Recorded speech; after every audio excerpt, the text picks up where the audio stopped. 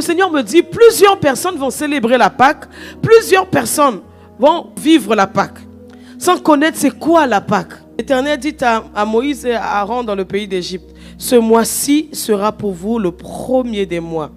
Il sera pour vous le premier des mois de l'année. D'après le Seigneur, d'après l'Éternel, le premier mois de l'année, ce n'est pas janvier. Et le Seigneur lui dit que Pâques est pour vous le mois de l'espoir, du recommencement, de tout est possible. Le mois où se marque un tournant dans notre vie. Christ est notre Pâques. Jésus est le pain, est l'agneau immolé. Il est notre Pâques.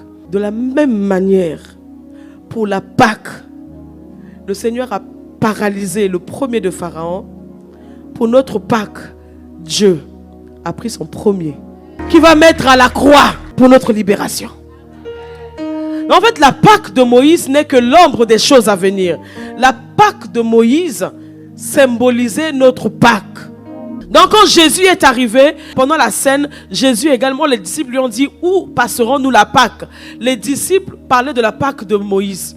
Et Jésus, lorsqu'il monte à table avec eux, il leur dit, ça serait pour moi la dernière fois que je partage cette Pâque avec vous. Parce qu'après cette Pâque-là, c'était qui était l'ombre des choses à venir, vous allez connaître la vraie Pâque. La vraie Pâque, c'est que c'est moi le pain de vie. La vraie Pâque, c'est moi l'agneau qui a été immolé. La vraie Pâque, c'est que c'était mon sang qu'on a mis sur les poteaux et sur les linteaux pour que le peuple sorte. La vraie Pâque, c'est au travers du sang que le peuple d'Israël est sorti.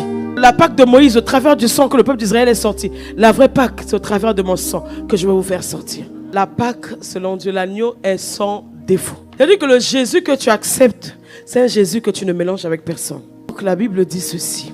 Faites disparaître le vieux levain, afin que vous soyez une pâte nouvelle. Parce qu'un peu de levain fait monter la pâte. Nous qui voulons que Christ soit formé à l'intérieur de nous. Et s'il y a un peu de levain qui entre à l'intérieur de nous, le levain fait monter la pâte. Le levain déforme la pâte. Et plus que si on est déformé, Christ à l'intérieur de nous est déformé. Le levain, c'est ce qui fait monter la pâte, la méchanceté, les querelles, la jalousie, les animosités et les choses semblables. L'agneau devait être cuit, pas à demi-cuit. Il devait être cuit, rôti. Il n'y a pas de demi-Jésus. Rôti, pas demi-cuit. Pas on a commencé puis on s'est arrêté. Non. On a commencé une vie chrétienne. Le téléchargement de la maturité n'est pas encore arrivé. On s'est dit que nous, on est déjà arrivés. Donc Jésus doit passer au feu. Il faut passer par le feu. Il faut que ça soit consumé. Il faut que la chair soit consumée. Il faut que les œuvres de la chair soient consumées. Donc la tête devait être calcinée. Pourquoi? Parce qu'on devait manger en entièreté. Tu vois, quand tu prends le pain, quand tu prends la saine, quand tu prends, c'est tout entier. Tout. Tu as tout le corps de Jésus. Dis ceci, quand tu dis ceci est mon corps. Donc la tête, les jambes, les entrailles, tout. Quand tu prends la tête de Jésus à la Pâque, c'était pour que les enfants d'Israël, lorsqu'ils vont sortir, Dieu savait. C'était pas un peuple guerrier. C'était des faiseurs de tentes. Ils devaient rencontrer des adversités. Dieu savait. Il dit, il faut que vous puissiez manger ma tête pour pouvoir penser comme moi, pour pouvoir avoir la même mentalité que moi, que vous ne soyez pas arrêtables, que vous soyez inarrêtables, comme des Josué, comme les Caleb, qui disaient que c'est vrai que c'est un peuple qui a des géants, mais nous, Dieu nous fera triompher. La mentalité. Notre Seigneur ne se voit même pas vaincu. Il ne se voit même pas vaincu. Il est le roi. Il est le prince de paix. Il a dit, la domination se repose sur ses épaules. Est-ce que tu comprends l'enjeu de la Pâque là? Donc quand tu prends, tu dis, Seigneur, je prends ton corps. Je prends ton système de pensée. Je prends ton système de pensée. Je prends ton système de pensée. Je pense comme toi. Tu ne penses pas échec. Je ne pense pas échec. Les jambes devaient être rôties. La marche par l'esprit. Les jambes. Le Seigneur était en train de solidifier tes jambes. Parce qu'il te dit, tout lieu où foulera la plante de ton pied, il faut que tu le prennes en possession. Voilà pourquoi les jambes devaient être consumées. Tu devais manger en entier. Ce qui est à l'intérieur. Tu sais, quand on parle du ventre, on parle de de tes entrailles. On parle de tes sentiments. On parle de tes émotions. On parle de ton cœur. On parle de ce qui est à l'intérieur de toi. On parle de ce qui est à toi. Ça veut dire que tu dois manger les sentiments de Jésus. Là où on a vu la compassion en Jésus, on doit voir la compassion en toi. Là où on a vu l'amour en Jésus, on doit voir l'amour en toi. Là où on a vu le pardon en Jésus, on doit voir le pardon en toi. Ça, c'est la dimension de la Pâque. Donc quand on prend la Sainte Seine, quand tu prends le corps de Christ, quand tu rends grâce, dis Seigneur, je te rends grâce pour ton corps. Souviens-toi de ce jour.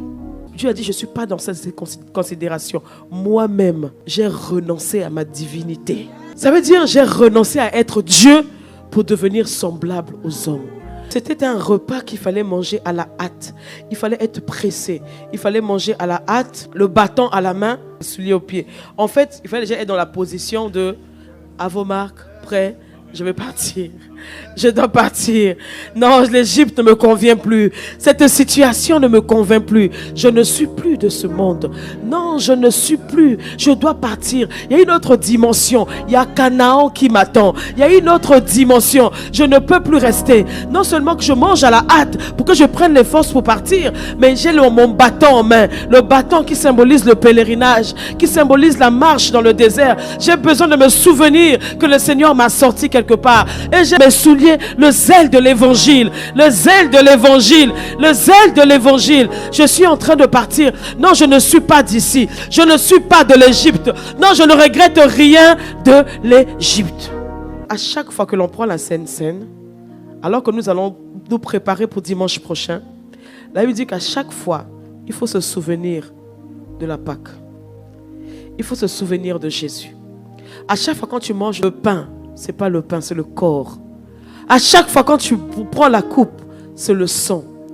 Il a dit, il faut se souvenir de moi. Car celui qui mange et boit sans discerner le corps du Seigneur, mange et boit un jugement contre lui-même.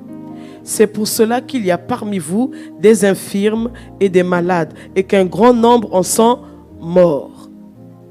Vous voyez, des fois il y a des maladies qui apparaissent dans le corps de Christ, dans la maison de Dieu. On se dit, comment ça, une personne qui sert le Seigneur, une personne qui est toujours là, comment cette maladie, Dieu est tellement injuste, est-ce que c'est normal? Est-ce qu'un jeune comme ça peut mourir prématurément? Est-ce que c'est normal? La Bible dit, c'est lorsqu'on mange sans discerner le corps. Alors que nous allons entrer dans la Pâque, nous avons les 1 semaine là qui nous reste. Bien-aimés, venons ensemble, supplions, préparons-nous, parce que personne ne te prive de cette grâce. Que personne ne te prive de cette grâce. Que personne, même pas le péché, parce que le péché a été cloué à la croix.